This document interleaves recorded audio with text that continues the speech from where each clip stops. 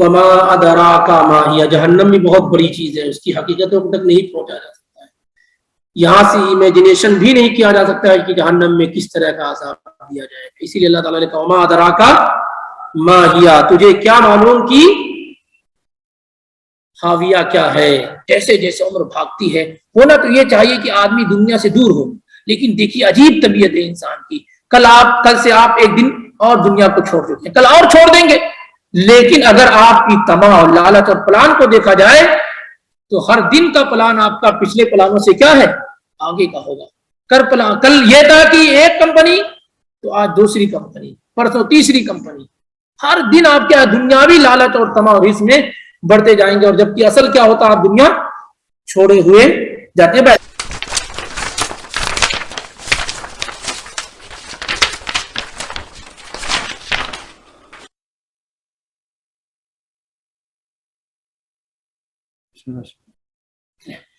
तो छोटी सूरतों में हमारे पास जो सूरह है तरतीब के एतबार से, वो कौन सी सूरह है?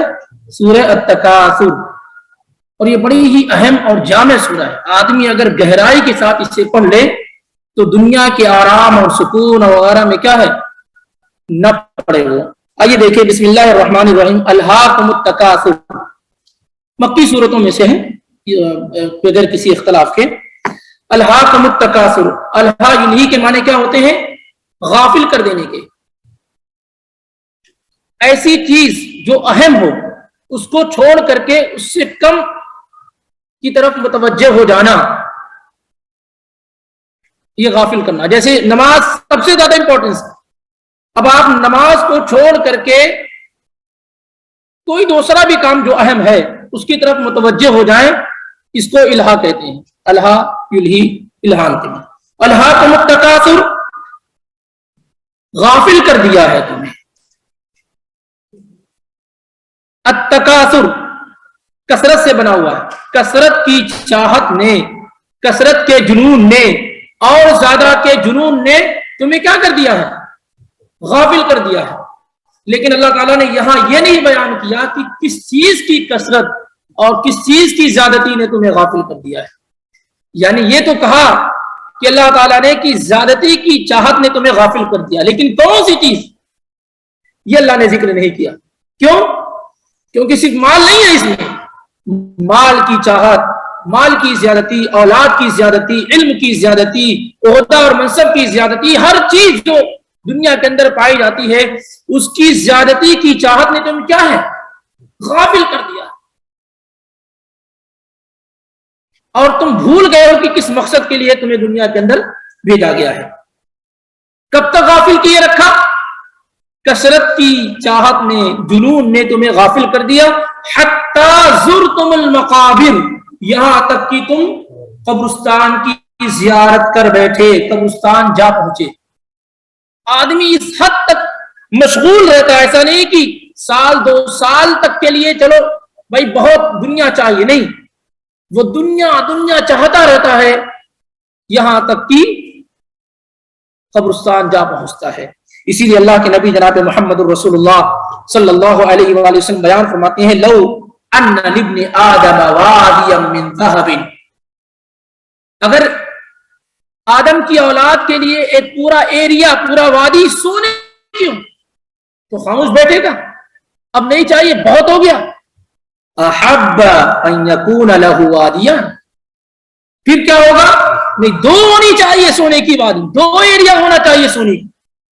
वलन यमला फाहु इल्ला तुराब, उसकी ख्वाहिशात को, उसके मुंह को बंद करने के लिए कौन सी चीज चाहिए? मिट्टी चाहिए। नहीं, कब्र तक जब तक पहुंच ना जाए उसकी ख्वाहिशात क्या है? कम नहीं होती है। वयतूबुल्लाहु अला मन ताबा, और अल्लाह ताला उस शख्स की तौबा को कबूल करता रहता है जो तौबा करता है। यानी इंसान कभी गाफिल हो गया, तौबा कर लेता है तो अल्लाह ताला उसे क्या है? माफ कर देता है। और इसीलिए अल्लाह के नबी सल्लल्लाहु अलैहि वसल्लम बयान फरमाते हैं, ला यज़ालु क़ल्बुल कबीरी शाबन फित्नतैनी, बूढ़ा से बूढ़ा इंसान हो, 2 चीजों में उसका दिल क्या होता है? जवान होता है। आपने क्या फरमाया? ला यज़ालु क़ल्बुल कबीरी शाबन फित्नतैनी, बूढ़े आदमी का दिल भी 2 चीजों में हमेशा कंटिन्यू जवान रहता है। عمر کے کسی بھی مرحلے میں اور اسٹیپ میں پہنچ جائے ان دو چیزوں میں وہ بوڑھا نہیں ہوتا ہے. کون کون سی چیز؟ فی حب الدنیا، دنیا کی محبت میں ہمیشہ جوان رہتا ہے. دنیا کی محبت میں کیا ہے؟ مال ہے، اولاد ہے، بیوی ہے، وغیرہ وغیرہ، آسائش وغیرہ ہے. اس میں ہمیشہ وہ جوان ہے، ہمیشہ جوان رہتا ہے. کتنا بھی مال ہے، کتنی بھی عمر ہو چکی ہے، مال آ رہا اور آنے دو، ان تمام چیزوں میں وہ جوان رہتا ہے. اور کس میں؟ وطول الامل، اور لمبی زندگی ملے، 90 سال 100 سال میں ہو جائے تو اور ہونا بھی، اور زندگی چاہیے. مرنے کے لیے وہ تیار نہیں ہوتا ہے. یہ بخاری کی روایت ہے. اور اسی طریقے سے مال کے متعلق عبداللہ ابن شخیر کہتے ہیں رضی اللہ تعالیٰ عنہ کہ میں اللہ کے نبی علیہ الصلوۃ والسلام کے پاس آیا، صحیح مسلم کی روایت ہے، تو آپ پڑھ لیتے الہاکم التکاثر، آپ یہ سورہ پڑھ لیتے اور کہتے تھے، اللہ کے نبی صلی اللہ علیہ وسلم کہتے ہیں آدم کی اولاد یہ کہتی ہے کہ مالی مالی، میرا مال میرا مال میرا مال، مال مال مال، اور اس کے مال میں کیا؟ الا ما اکلت فافنیت، مال کیا ہے؟ کھایا اور ختم ہو گیا. اور لبست فابلیت، کپڑا خرید کے پہن لیا، جوتا خرید لیا، گھڑی خرید لی، جو بھی چیز، اور وہ پرانی ہو گئی. او تصدقت فامضیت، یا مال آیا اور صدقہ کر دیا تو کہاں پہنچ گیا؟ وہ بھیج دیا اس نے قیامت کے دن کے لیے. تو مال کیا ہے؟ یا کھا کر کے ہم ختم کر دیتے ہیں. اب آپ ہم لوگ خود دیکھیں نا، اگر 10,000 ریال کماتے ہیں تو کیا کرتے ہیں؟ کھاتے ہیں، کپڑے پہنتے ہیں، موبائل خریدتے ہیں، وغیرہ وغیرہ، ختم کر دیتے ہیں. کمی لوگ ہیں جو آگے کے لیے کچھ رکھتے ہیں، یعنی قیامت کے دن کے لیے کچھ رکھتے ہیں. تو مال مال کرتا رہتا آدمی، لیکن مال کیا ہے؟ مال تو دنیا میں خرچ کر دیتا ہے اور اس کا حساب قیامت کے دن سے دینا ہوگا.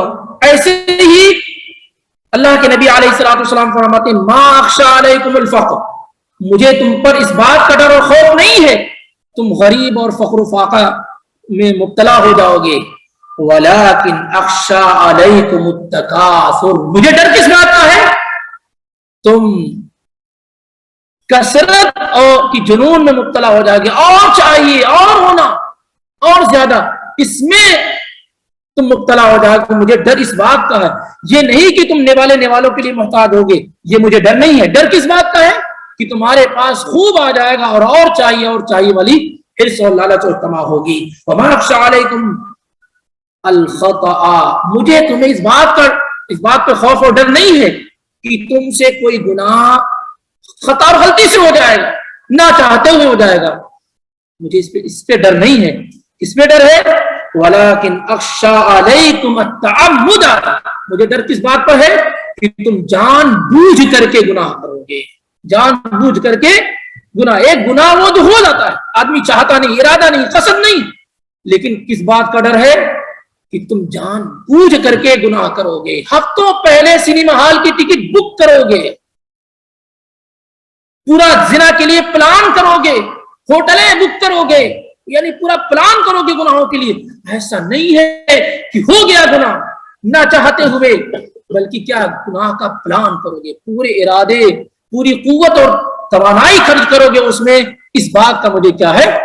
ورنہ اللہ تعالیٰ کا معاملہ کیا ہے کہ اگر انسان سے کوئی خطا اور غلطی ہو جائے نہ چاہتے ہوئے تو اللہ تعالیٰ اسے کیا ہے؟ معاف کر دیتا ہے. لیکن معاملہ کیا ہے؟ ڈر کس بات پر ہے؟ کہ جان بوجھ کر کے کیا ہے؟ گناہ تم کرو گے. ایسے ہی کئی آیات میں یہ باتیں کیا ہے بیان کی گئی ہے، کئی احادیث میں بیان کی. آئیے دیکھیے اللہ تعالیٰ نے کیا کہتا ہے کہ کثرت کی چاہت نے تمہیں کیا کر دیا ہے؟ غافل کر دیا. ہر چیز کی کثرت، ہر چیز کی کثرت، ایک گاڑی ہے، 2 گاڑی، ایک موبائل ہے، 2 موبائل، 2 موبائل ہے، 3 موبائل، ایک کپڑے، 2 کپڑے، 2 کپڑے، 4 کپڑے، ہر چیز. ایک عہدہ اور منصب ملا ہوا ہے تو دوسرا چاہیے، ایک کمپنی کھلی ہوئی تو دوسری کمپنی کھولنا، ایک جگہ مال لگائے ہو تو دوسرا جگہ لگانا ہے. کبھی کبھار انسان گن بھی نہیں پاتا اپنی دولتوں کو، لیکن مزید اور چاہیے ہوتی ہے اس کو. تو الہاکم التکاثر، کثرت کی چاہت نے تمہیں غافل کر دیا. حتی زرتم المقابر، یہاں تک کہ تم کہاں پہنچ گئے؟ قبرستان وزٹ کر دیے، قبرستان پہنچ گئے. یاد رکھیے ہمارے بہت سارے بھائی جو یہ کہتے ہیں کہ جب کسی انسان کی وفات ہو جاتی ہے اور قبر میں دفن کر دیا جاتا ہے تو کہتے ہیں کہ آدمی اپنے آخری ٹھکانے پر پہنچ گیا. عقیدے کے لحاظ سے یہ خطرناک جرم ہے کہ آدمی اپنے آخری ٹھکانے کو پہنچ گیا. عقیدے کے اعتبار سے خطرناک جرم ہے. قبر آخری ٹھکانہ نہیں ہے. قبر آخرت کی منزلوں میں سے پہلی منزل ہے. اس کے بعد تو نہ جانے کتنے منزل اور کتنے اسٹیپ ہیں. آخری ٹھکانہ کیا ہے؟ جنت ہے یا جہنم ہے. اسی لیے اللہ تعالیٰ نے کیا کہا؟ حتی زرتم المقابر. اور آپ تو الحمدللہ سعودی عرب میں رہتے رہتے زیارہ وغیرہ تو جان ہی گئے ہوں گے کہ زیارہ یا زائر وہ ہوتا ہے جو کچھ ٹائم کے لیے آتا ہے اور پھر کیا ہے لوٹ جاتا ہے. اسی لیے عمر بن عبدالعزیز رحمت اللہ علیہ اس آیت سے استدلال کرتے ہوئے کہتے تھے کہ جب یہ آیت پڑھتے تھے استدلال کرتے ہوئے کہتے ما اری المقابر الا زیارتا. میں قبرستان کو صرف زیارت کی جگہ سمجھتا ہوں, وزٹ کی جگہ سمجھتا ہوں. وما للزائر بد ان يرجع الى منزله. اور زائر اور وزٹ کرنے والے کے لیے ضروری ہے کہ وہ اپنے منزل اپنے گھر کی طرف لوٹے. اس سے بھی یہ بات معلوم ہوتی ہے کہ قبرستان جو ہے یہ آخری منزل نہیں, آدمی کا ٹھکانہ نہیں ہے. یہاں بھی انسان ایک لمیٹڈ ٹائم ہی کے لیے رہنے والا ہے. تو حتی زرتم المقابر, یہاں تک کہ تم قبرستان جا پہنچے. کلا سوف تعلمون. کلا یہ حروف رد ہے, ڈاٹ اور ڈپٹ کے لیے, ہرگز نہیں. سوف تعلمون, ان قریب تم کیا ہے جان لو گے. ان قریب کیا ہے جان لو. کس بات کو جان لو گے؟ کہ تفاخر اور تکاثر اور زیادتی کا جو انجام ہے, جو دنیا کے اندر صرف اور کی اس کا جو رزلٹ اور نتیجہ ہے, انجام ہے, ان قریب کیا تم اسے جان لو گے. ثم کلا سوف تعلمون, پھر ہرگز نہیں تمہیں جلدی ہی اس کا علم ہو جائے گا. ایک تاکید کے طور پر فرمایا کہ ان قریب کیا ہے تم اس کے انجام کو جان لو.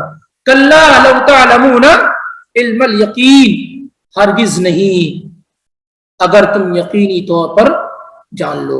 لو تعلمون, اگر تم جان لو. علم الیقین, یقینی طور پر. کیسے؟ اس کا مطلب یہ ہے علم یقین کیا ہے؟ وہ چیزیں جو آپ دنیا, جیسے آپ مسجد میں بیٹھے ہوئے ہیں, آپ مجھے سن رہے ہیں, آپ مجھے دیکھ رہے ہیں, علم یقین ہے, اس میں کوئی شک اور شبہ ہے؟ ہرگز نہیں. ایسے ہی اللہ تعالیٰ کہتا ہے کہ ان قریب تم دنیا کے اندر جو تکاثر اور تفاخر اور زیادتی کا جو انجام ہے اسے کیسے جانو گے؟ علم یقین. جیسے تمہاری وفات ہوگی تمہیں یقین ہو جائے گا کہ ان چیزوں کا انجام کیا ہے.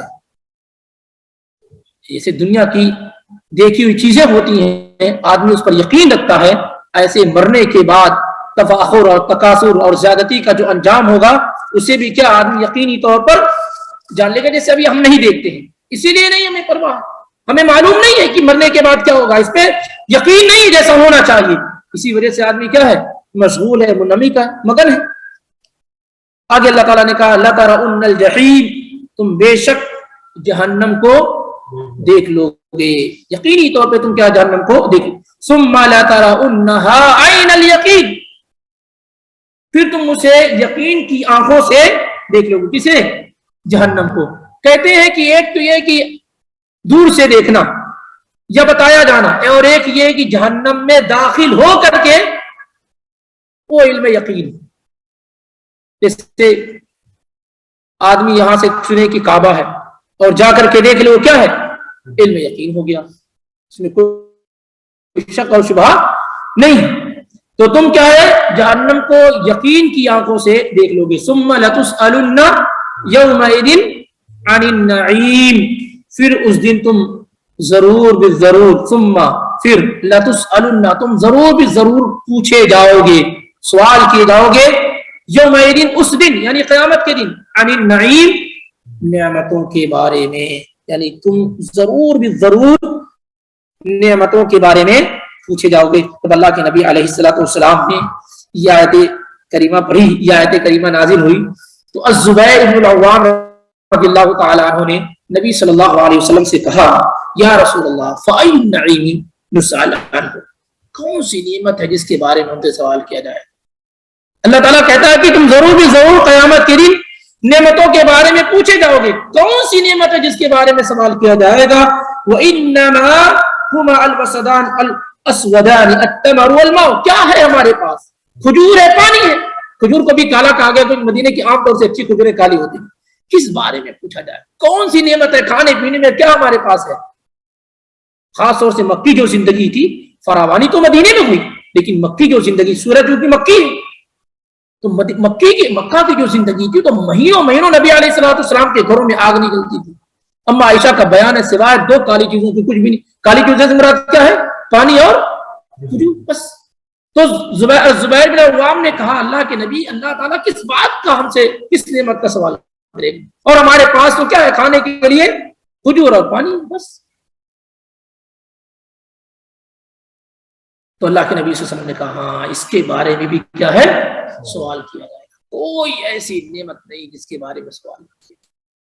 آنکھ ہے، کان ہے، زبان ہے، ہاتھ ہے، پیر ہے، کپڑے ہیں، بیوی ہے، بچے ہیں، مکان ہے، پیسے ہیں، ہر نعمت کے بارے میں سوال کیا جائے. کوئی ایسی نعمت نہیں جس کے بارے میں سوال نہ کیا جائے. لیکن اہل ایمان کے لیے جو سوال کیا جائے گا اس میں ان کو پریشانی نہ ہوگی، کیونکہ اللہ تعالیٰ کی نعمتوں کا انہوں نے شکر ادا کیا ہوگا، اس کا صحیح استعمال کیا ہوگا. پریشانی ان لوگوں کی ہوگی جنہوں نے اس کا صحیح استعمال نہ کیا ہوگا اور اس کا غلط استعمال کیا ہوگا. اس میں ساری کی ساری، حتیٰ کہ آپ صحت مند ہیں یہ بھی بڑی نعمت ہے، اس کے بارے میں سوال ہوگا ہم نے تمہیں صحت دی، کہاں استعمال؟ لا تزول قدم عبد یوم القیامہ حتی یسأل عن اربع. جوانی کے بارے میں، بڑھاپے کے بارے میں، عمر کے بارے میں، مال کے بارے میں، علم کے بارے میں، ساری چیزوں کے بارے میں کیا ہے سوال ہر حال میں بندے سے کیا جانے والا ہے، اور کوئی بھی اس سے بچ نہیں سکتا. امام مجاہد کہتے ہیں کل شیء من لذت الدنیا، دنیا کی لذت میں سے جتنی بھی چیزیں، ہر چیز کے بارے میں سوال کیا جائے گا.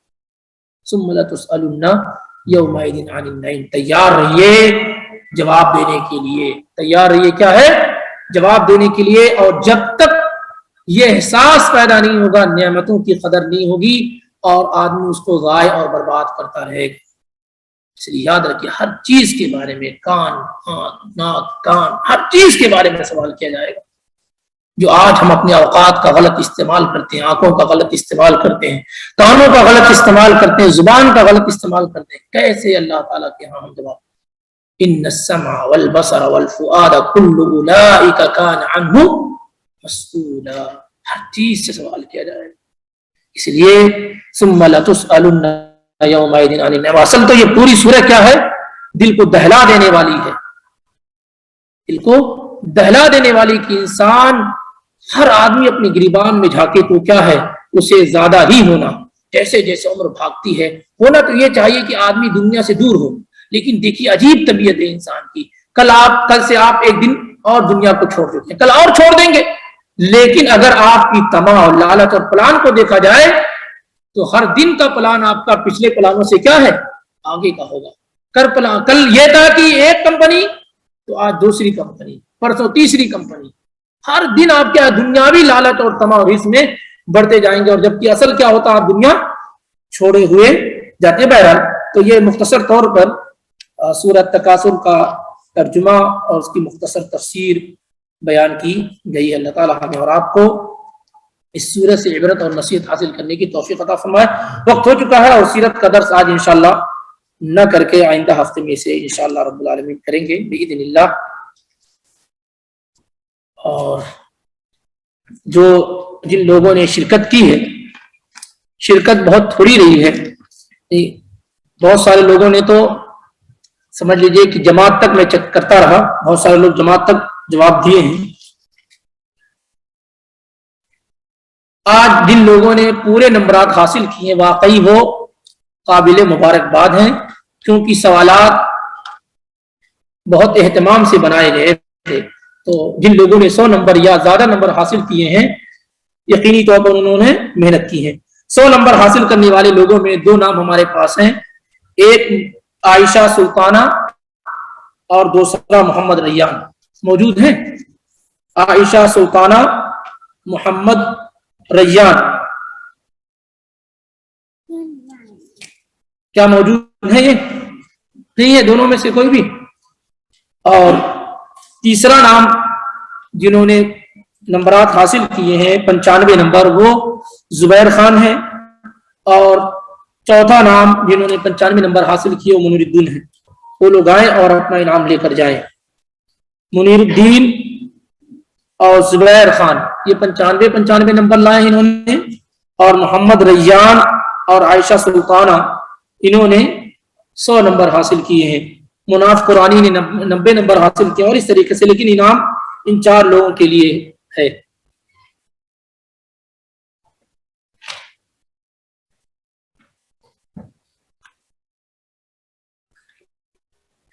اس کو بھی دیں.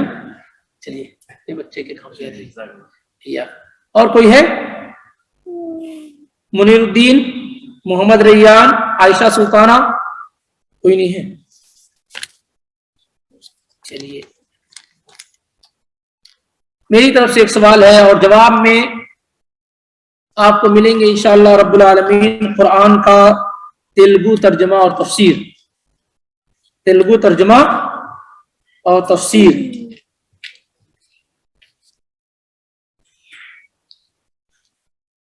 وہ کون سے صحابی رسول ہیں جو یہودیوں کے بہت بڑے عالم تھے, اسلام میں داخل ہوئے اور یہودیوں کی خباثت کو بیان کیا. پچھلے ہفتے میں بھی ذکر ہوا کہ زنا کی آیات کو چھپانے کی ان لوگوں نے کوشش کی تو انہوں نے کہا ہاتھ اٹھائیے اور آیت الرجم وہاں ملی. وہ صحابی رسول کا نام کیا؟ تھوڑا ٹھہریں. سوال سمجھ میں آیا کہ نہیں آیا؟ یہودیوں کے بہت بڑے عالم جو اسلام میں داخل ہو گئے اور یہودیوں کی خباثت کو بیان کیا, ان کے علماء کی خباثت کو بیان کیا اور ان کا پردہ فاش کیا. ان کا نام کیا ہے؟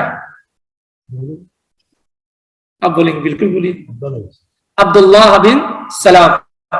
اور ایسے ہی ہمارے بھائی بھی جواب دینا چاہتے, یہی جواب تھا نا. اور انعام جو ہے گاڑی میں رکھا ہوا ہے, کون لا سکتا ہے؟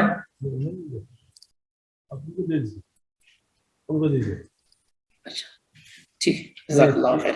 عبداللہ بن سلام. جواب دے دیا میں, چیلنج تھا, جواب دے دیا میں. جزاک اللہ خیر, جزاک اللہ خیر. باقی انشاءاللہ رب العالمین پھر ملاقات ہوتی ہے باذن اللہ. اور شکریہ. سبحانک اللہم و بحمدک اشہد ان لا الہ الا انت استغفرک و اتوب الیک.